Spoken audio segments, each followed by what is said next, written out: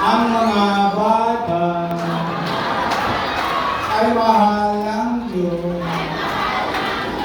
Hinugupay. Ayun. Magandang umaga sa inyong lahat. Excited na ba kayo mga nanay? Alam niyo, mahal ba gatas?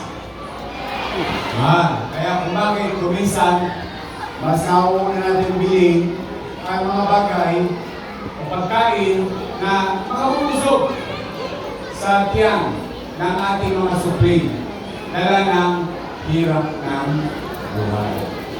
Gusto natin ang gatas. Naintindihan natin ang gatas at halaga nito para sa tao, lalo na sa bata. Especially sa edad ng inyong mga apo at anak. Now, mga bata, sinang gustong tumangkad? Taas ang kamay. Ang sikreto, kailangan uminom ng sinong gustong tumaba? Mga bata, taas ang kamay. Kung gusto mong tumaba o lumusog, kailangan uminom ng sinong gusto maging malusog at malakas?